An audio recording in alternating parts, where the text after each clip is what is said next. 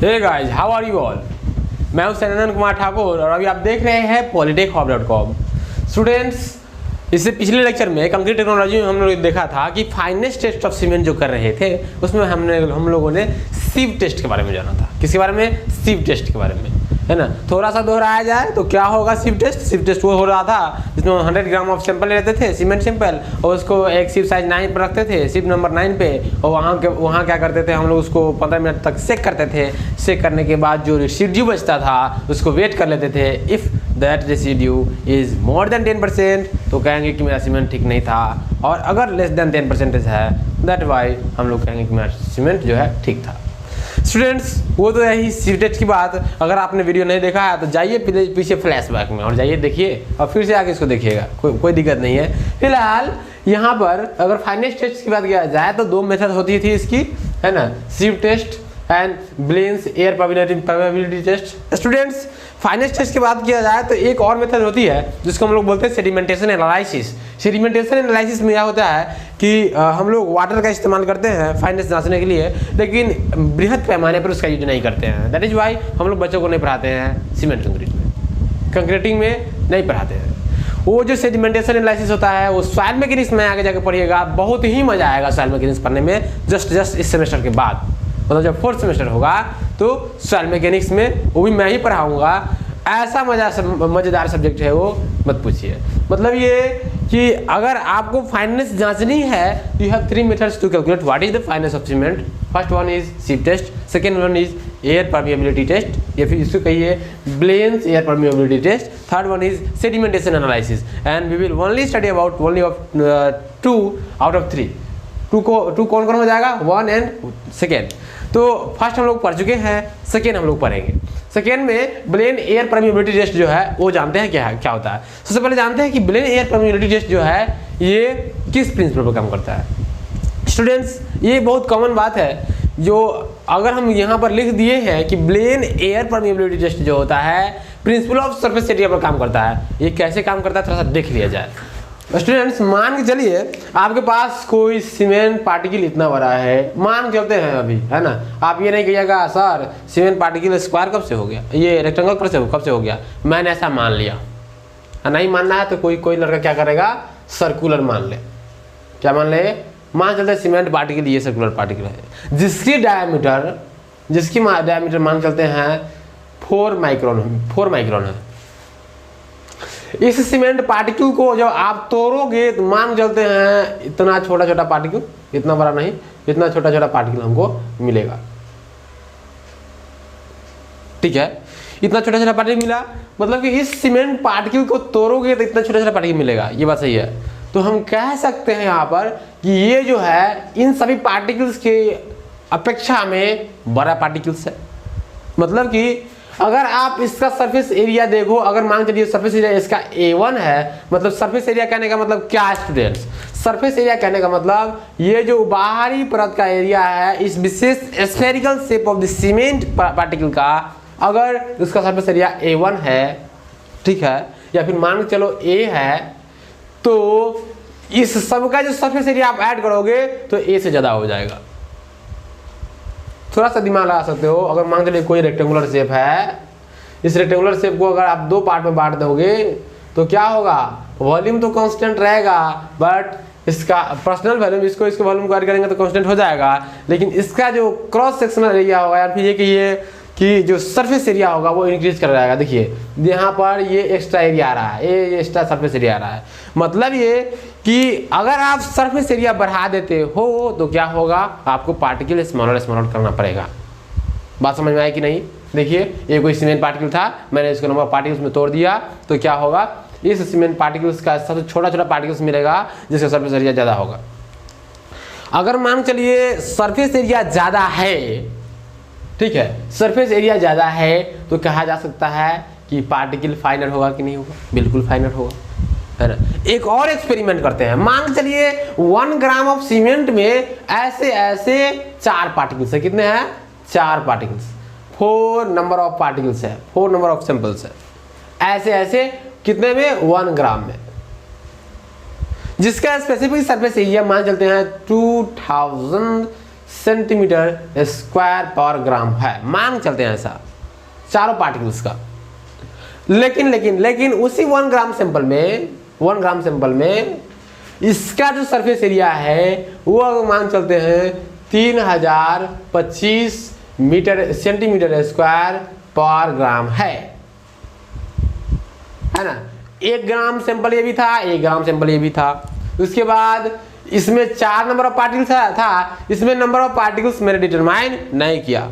अगर करना चाहे तो मान लेते हैं इसमें 50 नंबर ऑफ पार्टिकल्स है, कितने हैं 50 नंबर ऑफ पार्टिकल्स है। तो क्या इसका सरफेस एरिया और इसका सरफेस एरिया कभी मैच नहीं करेगा, कभी भी इक्वल नहीं होगा। और उस केस में क्या होगा, जिसका सरफेस एरिया ज्यादा रहेगा हम कह सकते हैं कि वो सीमेंट सैंपल जो होगा ज्यादा फाइनल होगा, है ना। आप समझ सकते हैं यहाँ से सीमेंट से ये सैंपल जो है उसका जो ग्राइंडिंग है उसकी जो है ना कणों की जो साइज है बहुत छोटी होगी।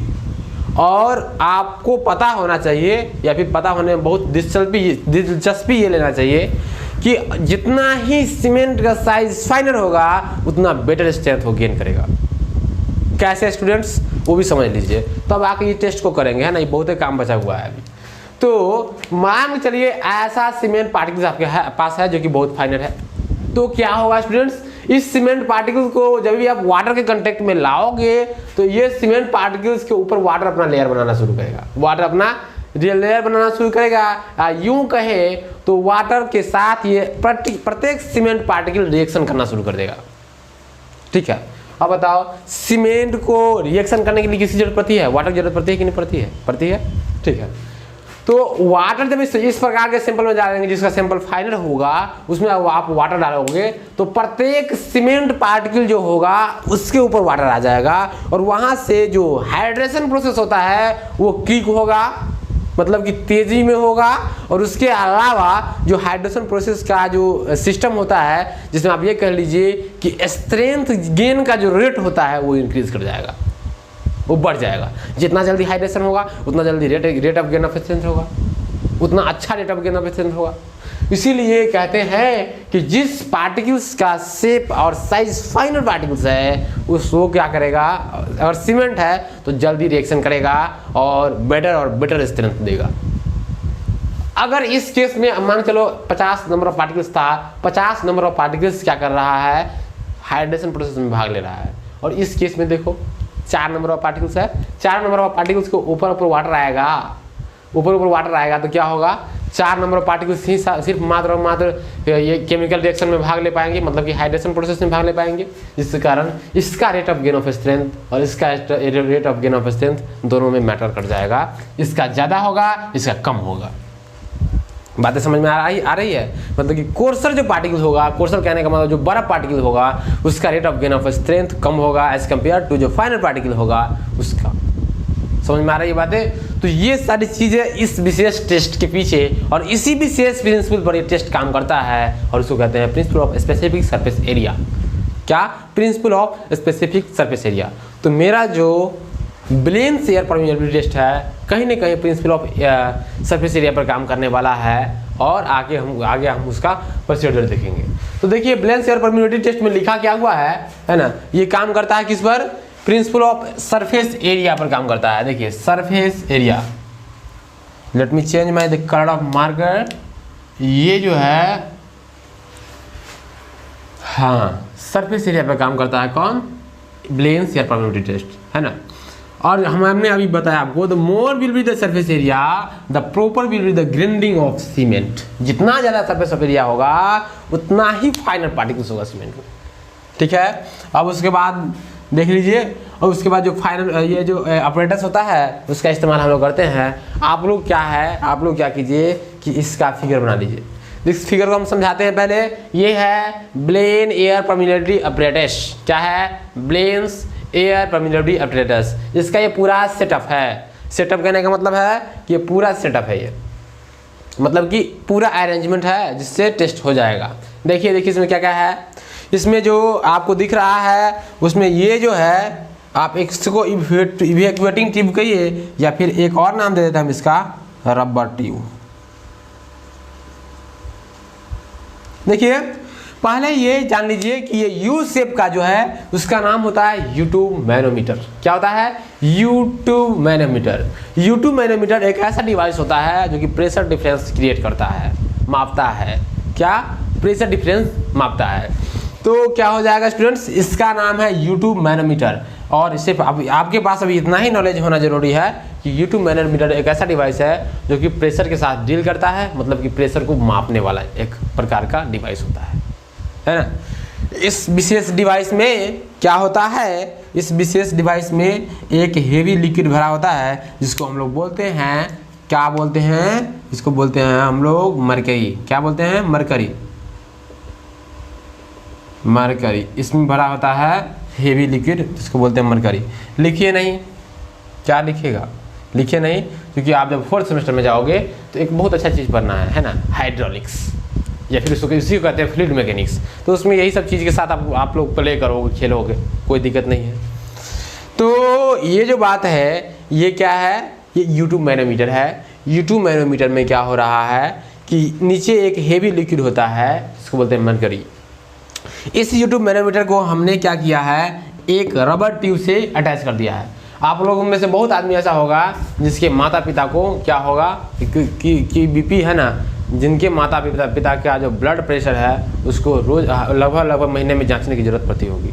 तो आप देखते होंगे जो ब्लड प्रेशर मशीन होता है वो क्या होता है, उसको एक दबाने वाला एक प्रकार का रबर होता है जिसको दबाते हैं तो पैरालाइज करता है।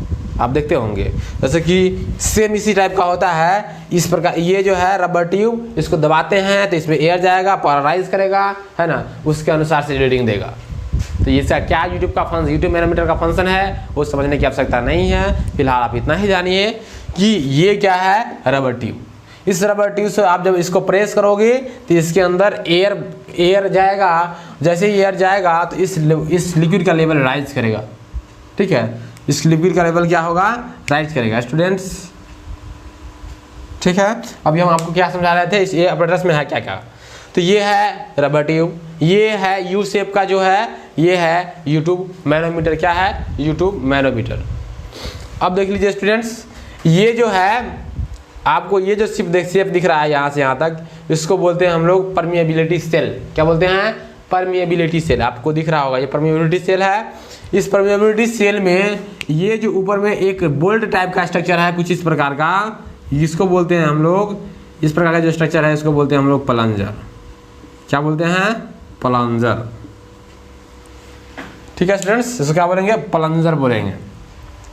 और देखिए इसमें ये सीमेंट सैंपल है और यहाँ पर जो दिख रहा है स्टूडेंट्स, आपको जो ब्लू कलर का एक पट्टी दिख रहा होगा उसको हम लोग बोलते हैं फिल्टर पेपर। फिल्टर पेपर, ये फिल्टर पेपर यहाँ भी है और यहाँ भी है। देखिए स्टूडेंट्स, शुरुआती जो स्टेज होती है उसमें क्या होता है, हम इस परमिएबिलिटी सेल को बाहर निकालेंगे। अभी हम निकाल रहे हैं बाहर और कुछ इस प्रकार का शेप हमको मिलेगा इसका, परमिएबिलिटी सेल का कुछ प्रकार का हमको शेप मिल रहा है। ठीक है स्टूडेंट्स, आप देख सकते हैं कि कुछ इस प्रकार का शेप हमको इस परमिएबिलिटी सेल का मिला, जिसमें क्या होता है स्टूडेंट्स, यहाँ से यहाँ तक पूरा कॉम्पैक्ट होता है। और ये जो होता है आप देख सकते हैं, ये जो है क्या है, एक कोनिकल सॉकेट है। ये जो है यहाँ पर देख रहे हैं ये कोनिकल सॉकेट है। इसका नाम क्या है?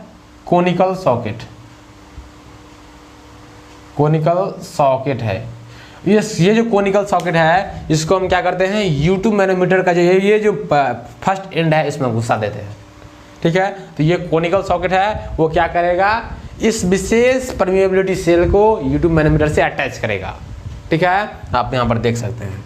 अभी मैं क्या कर रहा हूँ, सिर्फ और सिर्फ apparatus को समझा रहा हूँ कि apparatus क्या है और काम कैसे करता है। वो तो बहुत ये बात है, हम समझाएंगे उस चीज़ को। अब देख लीजिए, ये जो है क्या है, परमिएबिलिटी सेल। परमिएबिलिटी सेल का ये जो निचला पोर्शन होता है उसको बोलते हैं कोनिकल सॉकेट। अब स्टूडेंट्स क्या करते हैं, इस परमिएबिलिटी सेल में हम क्या करते हैं, एक परफोरेटेड डिस्क डाल देते हैं। अगर इसमें ये ब्लैक कलर से दिखाया गया तो मैं भी चाहूँगा इसको ब्लैक कलर से ही दिखाऊं ताकि बेहतर समझ में आए आप लोगों को। तो ये देखिए, ये जो है, ये जो ब्लैक कलर से दिख रहा है वो है परफोरेटेड डिस्क। क्या है? Perforated disc. Perforated disc. ठीक है, आप देख सकते हैं इसमें भी लिखा होगा परफोरेटेड डिस्क, ये डिवाइस जो है, ये जो लिखा हुआ है सो, तो ये है परफोरेटेड डिस्क। इसमें क्या होता है, इस डिस्क में अगर डिस्क जो होगा कोई ना कोई सीडी की तरफ होगा, इतना होगा, ऐसा सर्कुलर होगा, इसमें नंबर ऑफ पोर्स होंगे, छिद्र होंगे, इस डिस्क में नंबर ऑफ छिद्र होगा, मतलब कि ऐसा ऐसा छिद्र, ऐसा ऐसा छिद्र होगा इस डिस्क में। आप लोगों में से डीवीडी का कैसेट बहुत लोगों ने देखा होगा, तो डीवीडी के कैसेट में छेद कर दीजिए तो हो जाएगा क्या, परफोरेटेड डीवीडी ड्राइव। तो इस प्रकार से ये है परफोरेटेड डिस्क। उसके बाद क्या करते हैं, इस परफोरेटेड डिस्क के ऊपर हम लोग एक फिल्टर पेपर ला देते हैं। ठीक है स्टूडेंट्स, क्या ला देते हैं, फिल्टर पेपर। ये फिल्टर पेपर ऐसा होता है स्टूडेंट्स कि इसमें से वाटर निकल सकती है, एयर निकल सकती है, उसके अलावा कोई पार्टिकल्स नहीं निकल सकता है। तो ये क्या हो जाएगा, फिल्टर पेपर है। फिल्टर पेपर के ऊपर हम लोग सीमेंट पार्टिकल्स डालते हैं स्टूडेंट्स, क्या डालते हैं, सीमेंट पार्टिकल्स। और इस सीमेंट पार्टिकल्स का जो वेट होगा वो 2.84 ग्राम होगा। कितना होगा, 2.84 ग्राम। ये सीमेंट पार्टिकल डालने के बाद इसके ऊपर फिर से हम लोग एक ये डाल देते हैं, एक क्या डालेंगे, एक ये देखिए, ये है परफोरेटेड डिस्क आपका, ये परफोरेटेड डिस्क है। ये क्या होगा, ये होगा फिल्टर पेपर। ये और ये दोनों जितना भी ग्रीन कलर का आपको दिख रहा है, इसमें ये दोनों क्या है, फिल्टर पेपर है। और इस फिल्टर पेपर के ऊपर क्या करते हैं हम लोग स्टूडेंट्स, इसके ऊपर हम लोग एक प्लंजर लगा देते हैं। हो गया। अब प्लंजर ऐसा लगाते हैं कि नीचे का सिस्टम जो होगा उसमें एयर नहीं होगा, पूरा कंपैक्ट रहेगा। और ये प्लंजर लगा देते हैं, इस पूरा सेटअप को उठाकर यहाँ पर ले आएंगे और इस जो कॉनिकल सॉकेट है उसमें उसकी मदद से इस यूट्यूब मैनोमीटर में ज्वाइंट कर देंगे। ठीक है स्टूडेंट्स, अब क्या करेंगे, यूट्यूब मैनोमीटर के ये जो वैक्यूम पिन है उसको निकाल लेंगे, तो ये क्या हो जाएगा, एटमॉस्फेयर में ओपन हो जाएगा। जैसे ही ओपन होगा उसके बाद क्या करेंगे स्टूडेंट्स, ये जो मेरा इवैक्यूएटिंग ट्यूब है इसको चापेंगे। जैसे आप इसको चापिएगा तो जो मरकरी लेवल है वो कहीं यहाँ पर चला आएगा, मतलब कि ये जो वाटर लेवल है, ये जो मरकरी लेवल है वो उठ के कहीं यहाँ पर चला आएगा, यहाँ पे। जैसे ही यहाँ पर आता है आप लोग क्या करो, इस पिन को लेकर इसमें घुसा दो। एज्यूम करो ये पिन अभी नहीं है, मान चलो ये पिन क्या है, अभी नहीं है। और इसमें आप जब दबाओगे तो ये जो देखो ये लिक्विड है, ये लिक्विड प्रेस होगा कि नहीं होगा, जहाँ यहाँ पर क्या होगा, एयर फ्लो होगा। एयर फ्लो होते हुए लिक्विड प्रेस होगा, प्रेस होने के बाद क्या होगा, लिक्विड ऊपर राइज कर जाएगा। ऊपर जैसे राइज किया, दबेले रहो इसको प्रेस किए रहो, इसको ये राइज कर गया। अब क्या करो, इसमें एक पिन लगा दो, एक क्या लगा दो, पिन लगा दो, जैसा लगाया था है ना, ट्यूब लगा दो, ताकि क्या हो जाएगा, इसका एयर से संपर्क टूट जाएगा और ये जो लिक्विड है ऐसे ही रह जाएगा, इसी लेवल पर रह जाएगा। अब इससे डाउन होगा ही नहीं, क्योंकि ये इससे डाउन क्यों नहीं होगा, क्योंकि आप इसके अंदर तो वैक्यूम जनरेट नहीं हो सकता है ना। एज्यूम करके देखो कि ये जो लिक्विड है ये डाउन नहीं होगा अगर इसका आप ऊपर से इसका एयर से संपर्क छुड़ा देते हो। मतलब कि अगर एटमॉस्फेयर से कॉन्टैक्ट आप छुड़ा दोगे तो क्या हो जाएगा, ये लिक्विड यहीं पर रुक जाएगा। अब जज क्या करना है स्टूडेंट्स, जज करना है, अब आपके पास स्टॉप वॉच होना चाहिए। मान के चलो कि इस कंडीशन में पूरा सिस्टम ऐसा है जिसमें मैंने इस बल्ब को प्रेस किया, रबर बल्ब को प्रेस किया, और प्रेस करने के बाद ये लिक्विड का लेवल यहाँ चला गया। ठीक है, अब देखो लिक्विड का लेवल यहाँ जाने के बाद क्या होगा, अब क्या करना है, देखो अब ये जो पॉइंट वन है इसको यहाँ पर है, मतलब कि आप देख सकते हो कि ये जो राइट लिम्ब है इसका, इस मैनोमीटर का जो लेफ्ट लिम्ब है, मतलब कि ये जो लेफ्ट इसका जो साइड है, लेफ्ट साइड में क्या है, 3 पॉइंट हम लोगों ने इंडिकेट किया है, पहला पॉइंट, दूसरा पॉइंट और तीसरा पॉइंट। स्टूडेंट्स ये 3 पॉइंट है, आपको क्या करना है कि इस प्रकार से इसको प्रेस करना है ताकि इस यूट्यूब मैनोमीटर का जो इवैक्यूएटिंग ट्यूब है उसको प्रेस करने के बाद ये जो लिक्विड है यहाँ पर चला है, मतलब कि जो हेवी लिक्विड है कहाँ चलाएगा, या पॉइंट 1 पे चलाएगा, है ना। पहले ही इसका लेवल यहाँ हो चाहे यहाँ, उससे कोई फर्क नहीं है, पॉइंट 1 पे लिक्विड लेवल चलाएगा।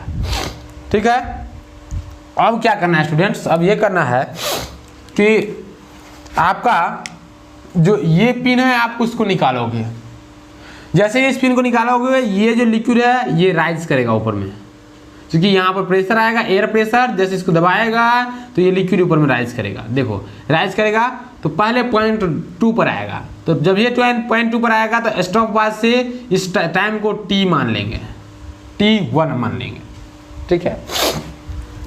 अब ये जो लिक्विड ऊपर आते आते 0.3 पर आएगा तो इस कंडीशन में मान लेंगे क्या ये है T2, टाइम 2 मान लेंगे स्टॉप वॉच की मदद से।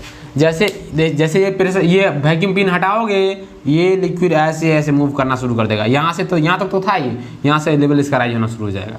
जैसे राइज होगा तो 2 पॉइंट पर कोई ना कोई टाइम होगा उसको T1 मान लेंगे, 3 पॉइंट पर कोई ना कोई टाइम होगा उसको T2 मान लेंगे।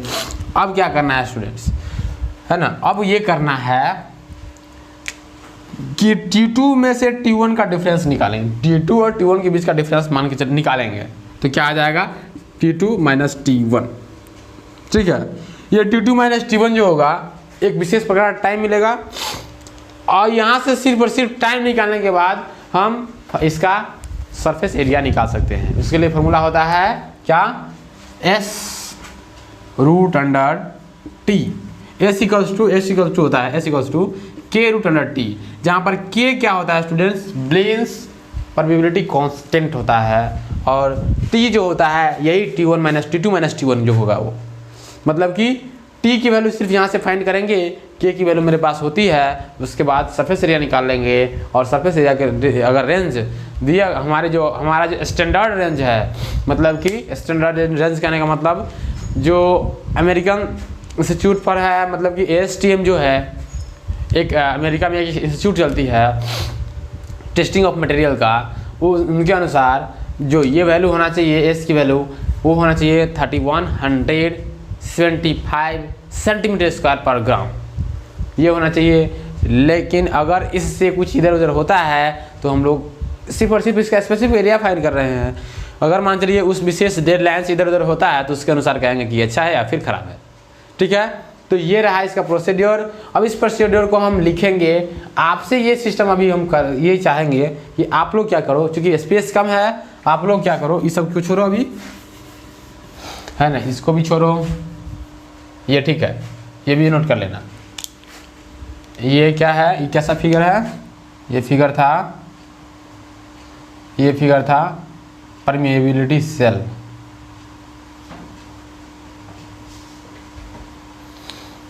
इस सेल को ये फिगर नोट कर लेना, ये भी फिगर नोट कर लेना, ये फिगर नोट कर लेना।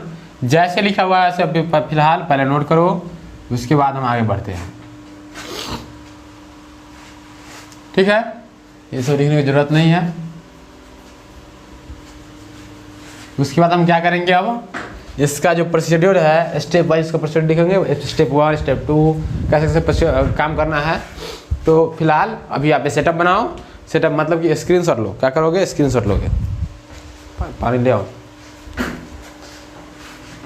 तो ये स्क्रीनशॉट ले लिए हो, अब हमको लगता है कि आप लोगों का स्क्रीनशॉट खत्म हो चुका है। अब हम प्रोसीड्योर लिखना स्टार्ट करेंगे।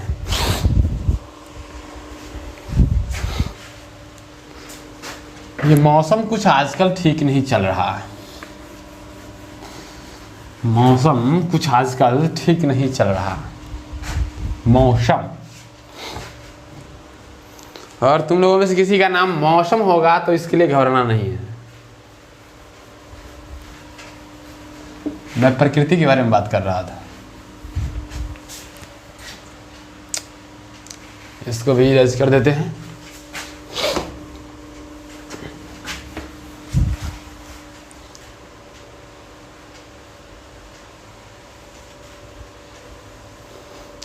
स्टूडेंट्स यहाँ पर जो वेट बैलेंस लिखा हुआ है उसके बीच में उसके साइड में लिखा हुआ है एक्यूरेसी 1 मिलीग्राम, मतलब कि जो वेट बैलेंस होता है मेरा उसकी में कुछ ना कुछ एक्यूरेसी होती है, उसको एक्यूरेट मापने की एक प्रकार का उसमें इंटेंस कह सकते हैं कि उसमें उसको एक्यूरेट मापने का एक प्रकार का पावर होता है वो।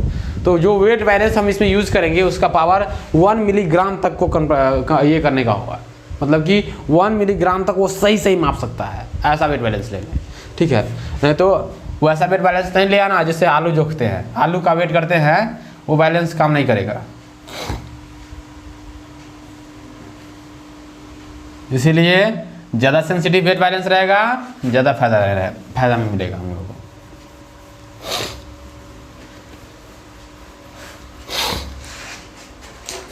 चलो अब इसका प्रोसीड्योर लिखते हैं। क्या लिखते हैं? प्रोसीड्योर। तो प्रोसीड्योर में स्टेप 1 लिखेंगे। क्या? स्टेप 1 इसमें लिखेंगे क्या करना है हम लोगों को? टेक 2.84 ग्राम ऑफ सीमेंट, है ना, एंड इसको क्या करेंगे? प्लेस इट इन, किस में रखना है? इस परमिएबिलिटी सेल में रखना है। It in permeability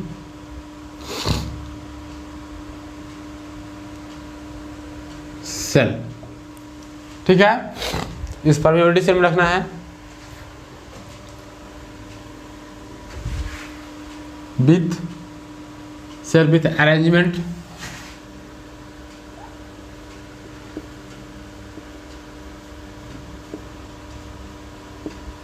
as shown in figure।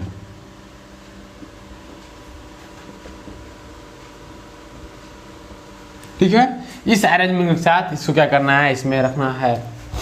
अब क्या करना है स्टूडेंट्स? पहला काम तो होगा मेरा सीमेंट सैंपल हम ले लिए। अब क्या करना है इसको? अब क्या करना है? स्टेप 2 में प्रेशर इवैक्यूएट करना है, एयर इवैक्यूएट करना है यहाँ से। जैसे बार इवैक्यूएट कीजिएगा तो इसमें एयर जाएगा, है ना, मतलब कि इवैक्यूएट एयर बाय यूजिंग, क्या हो जाएगा students? Rubber tube. Rubber tube का ही है, कोई रबर बल्ब भी लिखता है, कोई दिक्कत नहीं है। रबर ट्यूब लिखिए या फिर बल्ब लिखिए, कोई दिक्कत नहीं है। तो जैसे इसको आप प्रोसेस कीजिएगा, evacuate air by using rubber tube या फिर बल्ब, सो दैट, ताकि the mercury level MERCURY mercury level in, किसमें मर्करी लेवल? इन लेफ्ट, है ना, लिम्ब का मतलब होता है जोन, है ना। लिम्ब का मतलब क्या होता है? एक विशेष प्रकार का बॉडी। तो इसका यूट्यूब मैनोमीटर का लेफ्ट बॉडी कौन है? ये तो लेफ्ट लिम्ब, है ना, यानी कि ये कहिए left arm of the left limb of, so that the mercury level in the left limb of the U-tube manometer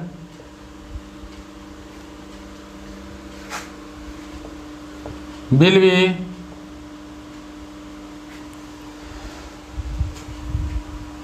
at 0.1। ठीक है, अब क्या करना है स्टूडेंट्स? Step 3 eight 0.1। स्टेप 3 क्या करना है? स्टेप 3 में करना ये है ना, अब क्या करना है? इस वैक्यूम पिन को, मतलब कि pin up the right limb of, क्या हो जाएगा ये? U-tube। अब मैनोमीटर लिखिए ना direct, right limb of manometer, ज़्यादा लंबराने की जरूरत नहीं है। तो राइट लिम्ब ऑफ मैनोमीटर। अब क्या हो जाएगा स्टूडेंट्स? ये प्रेस करने के बाद यहाँ तक ले आया, उसको पिन कर दिए। अब क्या करना है स्टूडेंट्स? स्टेप 3 के बाद 4। अब क्या करना है? इस वैक्यूम पिन को रिलीज करना है। रिलीज द, क्या हो जाएगा? वैक्यूम पिन VACUUM होता है, VACUUM vacuum pin of the manometer of the right limb and note down the rise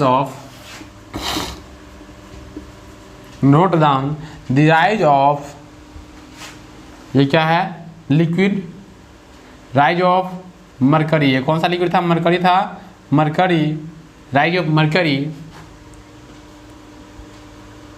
note down the rise of mercury in left limb at point 2 and note down the, यहाँ पर एक और चीज़ याद कर दीजिएगा, time of rise of mercury in left limb at point 2, और point 2 को मान ले 2 पर मान लेते हैं, टाइम क्या था, T1 था, sorry T1 and point 3 T2। अब क्या करेंगे, ये टाइम माप लिए, अब क्या करना है स्टूडेंट्स, कैलकुलेशन करना है, ठीक है। अब क्या कर रहे हैं, हम इसको मिटा रहे हैं, अब उसके बाद कैलकुलेशन करेंगे और ओवर हो जाएगा मेरा ये चीज़, ठीक है। आप लोग बना लिए हैं इसको, नहीं बनाए हो तो बना लो, ठीक है।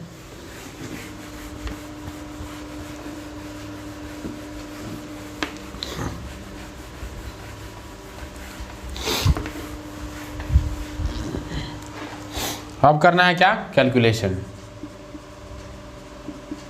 करना है। तो कैलकुलेशन करोगे तो क्या हो जाएगा,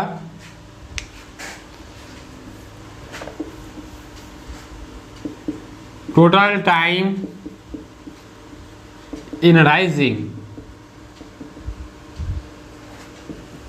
द लिक्विड क्या हो जाएगा,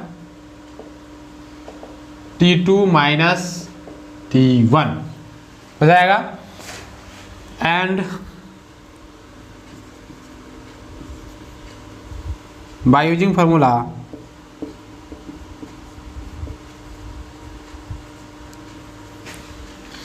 specific surface area is calculated as, है ना, स्पेसिफिक सरफेस एरिया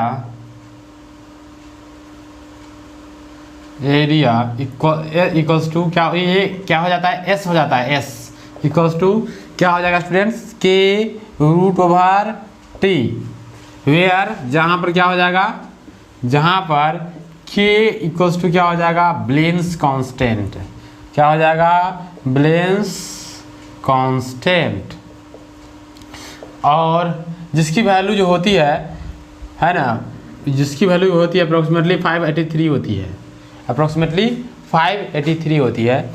और ये जो होगा and T equals to, and T जो होगा equals to T2 minus T1 means equals to क्या हो जाएगा, टाइम टेकन, ठीक है स्टूडेंट्स। तो अब यहाँ से क्या निकाल लेंगे, स्पेसिफिक सरफेस एरिया S निकाल लेंगे, और S की जो वैल्यू आएगी उसको हम लोग जज करेंगे। अगर if S calculated is less than 3000 यानी कि 3100 सेंटीमीटर स्क्वायर पर ग्राम, then the cement is said to be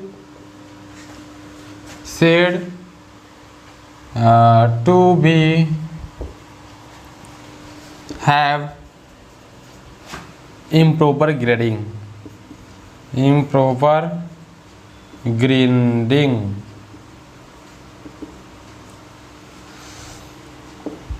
अगर इससे कम हो जाएगा तो कहेंगे कि मेरा पास सीमेंट है उसकी वैल्यू जो है इम्प्रॉपर है। और इसके लिए हम एक प्रकार का उदाहरण लेते हैं। एक उदाहरण लेते हैं, मेरे पास एक क्वेश्चन है, उस क्वेश्चन को करेंगे हम भी, ठीक है। मेरे पास अभी एक क्वेश्चन है ना, उस क्वेश्चन को हम लोग अभी करते हैं। तो आप देखिए नोट टू, तो देखिए यहाँ जो वैल्यू है ये जो है वो इसकी वैल्यू जो होगी, एक्चुअली ये कांस्टेंट था, बैलेंस कांस्टेंट की वैल्यू जो होती है 523.05 होगी, ठीक है। और एक प्रॉब्लम है मेरे पास एग्जांपल के लिए, मान के चलिए एग्जांपल के लिए एक मेरे पास प्रॉब्लम है।